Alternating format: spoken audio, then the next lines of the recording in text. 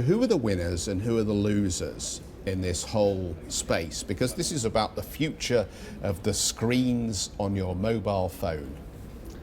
I think that deal hasn't changed much the way the supply and the demand works, because it's basically shifting sharp to Hon Hai.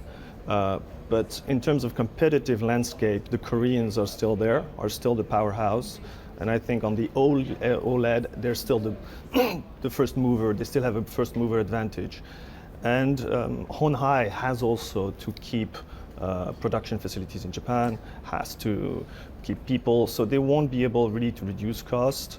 And I'm not sure it's more a prestige deal, I think, than a real threat for LG.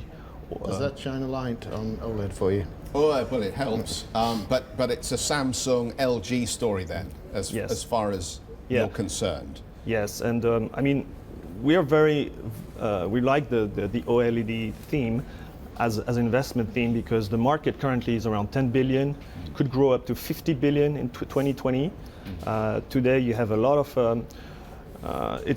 OLED is a new technology that allows you to have folding display, very thin display, with better energy usage, sharper contrast, and I think now it's used into mobile phones. You see the high end from Samsung, for example, they're using OLED.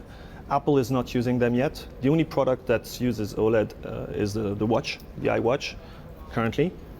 But there are many rumors that Apple will move into OLED. Are there any sort of further down the line benefits? You know, not the Samsung, LGs, Apples, but you know, at the sort of nanotech level, the actual you know, the organizations that are doing anything disruptive in that space? There are many small caps in Korea, in Taiwan, who are selling equipment, evaporation techniques, and so on, who are benefiting from that trend, but they're difficult to play as they're really small. Yeah. We believe the best way to play that theme is really through LG Display and also through Samsung Display, which belongs to Samsung Electronics.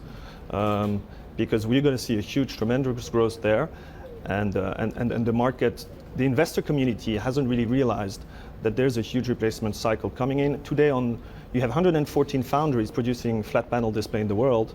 Most of them are producing TFT, traditional LCD panels. Big competitive threat from China, but only 2 of them are producing OLED, and this is LG and Samsung. And this is very IP intensive, and Chinese are very far away. Yeah. So there is a clear competitive advantage of being the first mover. It's interesting. I mean, we've seen people like Samsung are you know, very active in a lot of these new technology spaces. I don't know if you've looked into graphene, but they have more graphene patents, I think, than just about anybody else out there. Yeah, they have. I mean, half of Samsung Electronics employees are engineers, yes. So they have a lot of patents.